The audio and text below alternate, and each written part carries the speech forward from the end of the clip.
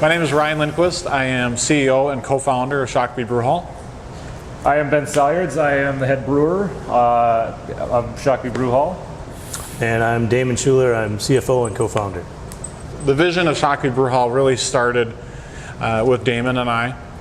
Damon and I followed with that footprint, and I'll call them home brewers with a dream or a delusion to have a business. And we started really home brewing late 2011, early 2012, and that really all started with a trip to Stillwater and going over to Liftbridge, and getting into that and knowing Damon's background with finances and me being more on the marketing and business development side, we felt like, if we can figure out this brewing thing, I think we have an opportunity here to have fun and try something. In addition, we had the support of our wives, and again, just kind of personal desires and interest to try different things. And so, for 3, 4, 5 years, we continued to homebrew, do some things, had a kid along the way, changed jobs, a few different things that just kind of that impacted us, that continued to kind of push things out. Well,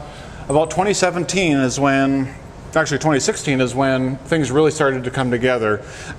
One, we're pretty good friends with some of the some downtown business owners, property owners, and we'd always kind of had our eye on wanting to be on a downtown strip. And so this spot opened up. In addition, Damon had located our system, which is a used system out that was had been from a brewery out in Connecticut. And then the third piece was this guy, Ben. We realized that Damon and I were only so good with homebrew, and we had known Ben almost really since literally our first boil pot purchase at Midwest Supplies. And so, getting to know him, we knew each other, just loosely, kind of through weekends, buying things and having those relationships.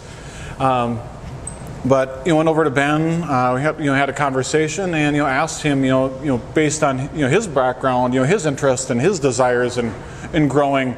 At this point, he had been an assistant brewer at the Herkimer, which is a brew pub in the uptown area. Asking him, what's your interest in helping getting something going? And not knowing where his interests and desires lie, he was pretty. I'd say you're pretty quick and willing to say, let's give this a shot. And so sparks flew all of a sudden, 16, and then come March 17 is when really the bank papers, construction papers, and all that kind of happened for this place. And between March to September, middle of September, doors were opened, and here we are.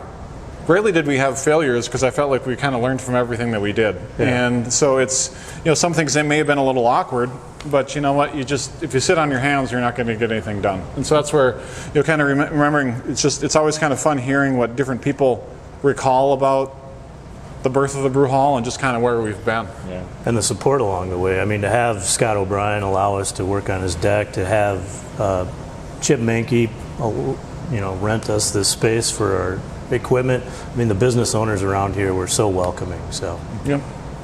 My wife and I moved here in November of 2000. I think same year you guys did. And, we met through church. We went to the same church at our St. John's Lutheran, and that's how we got to be friends. And up until when we first started, we wanted to be that Shakopee's first brewery, and we were a little late there, but and speaking of businesses that were helpful, Badger, Brock, and Britt were super helpful in helping us get started and giving us advice. And we always knew that this is where we wanted to be. And when Scott O'Brien mentioned this spot, we thought downtown was where we wanted to be too. So it just kind of felt right to get into a place that was a little established and kind of be proud of kind of helping to revitalize downtown, as well as our own kind of entrepreneurial spirits and desires. I think one thing that I guess I'll come back to our tagline. Within our brand, we say share more than a beer, and really the message around that was being able to come in. We've got some of the some longer tables, and we wanted people to be able to come and just build relationships, maintain, establish, and find new relationships by coming in here and sharing more than a beer. And with that, I don't remember how it all started, so I guess I'll just play the card that it was kind of accidental and maybe something that we were just trying. But the first one, actually, we had a Share More Than a Beer event, and that's when we partnered with Cystic Fibrosis Foundation, CFF. And that was just, that was a unique day where we provided a discount on pints. That organization came in, talked about their, what they do for the community, and really that kind of spiraled into, well, shoot, we should be doing this more. And so we, hooked up with Alzheimer's Association, CAP agency, and really just kind of a few other places. And what's happened now is it's really kind of proliferated because we've partnered with the Lions in town so that we have an ability to gamble here. And so through that gambling, we can legally provide bingo in this establishment. And it ends up being a very easy and comfortable means for nonprofits or people looking to fundraise that might be as small as a boys soccer team that is looking to go over to Sweden for the summer for a tournament. The fire department, they've come in here a couple times. And police department, I think there was another one where it isn't the police department, but there's a division of our police department that provides free taxi service. I think on St. Patty's Day, night before Thanksgiving, and the night before Thanksgiving, and through that, they come in here and they can raise some dollars, and that's again, that helps us, that helps them, and it helps us, kind of just continue to facilitate and have the conversations with people about how we want to be able to give back, not just people coming in here, but how we can continue to push dollars out to different places and venues. The customer base down here, right from the get-go, has been extremely knowledgeable about beer, has been very energetic about what they're looking for, and so that's been really fun to see. So when we first opened up, we were opened up with 5 different beers from quite a few different styles. I mean, we had an IPA, we had a lager, we had a saison. We opened up with this idea that you come in here to meet your friends, meet your buddies, have a conversation with someone, but also, regardless of your tastes, there's something waiting for you here. And that's always been the case, that where I want to be able to provide lots of options, but they were very approachable. There weren't crazy fruits in them, there weren't really interesting styles yet.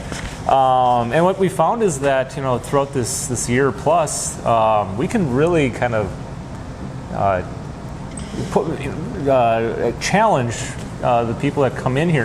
Yes, we'll have the mainstays that people come looking for and feel comfortable with, but there's always going to be something up on that board that not only might challenge your taste buds, it might challenge your pronunciation skills. So that's been a lot of fun to be able to try things that are both very approachable, but also very maybe on the extreme or on the outlier of what people might feel comfortable with, and that's been real cool. So I really have appreciated in this last year, being given the opportunity to try a lot of different things, and they really have taken off, and that's been fun.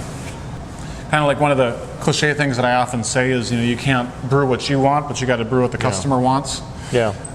There's a lot of things that I guess Ben alluded to, being able to brew some unique styles. Like for example, one of his first, I'll put it in the camp of a unique style, was a Grisette, which is a very light, easy drinking summer beer. Mm-hmm. Really solid. It's a great beer, but it's not really a beer that people are going to want to go out and pursue. And so when that thing hits our board, right, people are kind of scratching their heads. What is this thing? Right. And so that's where I guess we're the brew hall is kind of becoming this location in which we typically have anywhere from 8 to 14 beers on. Yep. If you include infusions and nitros and all sorts of things, you're going to get your usual suspects, but also the ability to try some random thing like a Grojaskia, a smoked wheat beer, for example, mm-hmm, and continue to maybe expand customers' horizons, as well as challenge our system, challenge Ben to just try some different things so that we can continue to improve, adapt, and get better. So on the topic of where the brew hall is going to go, one thing that where we're going to go is I don't want to lose sight of where we've been, and I'm really proud of what we've got. And what I don't want to do is tarnish or impact or take our eyes off of really a little bit what's becoming the heart and soul of what has made the brew hall successful. Where we're headed, I'm going to come back to customer and market demands and needs. There is a reality here that as we continue to expand our footprint and awareness, we're not going to be able to just brew here.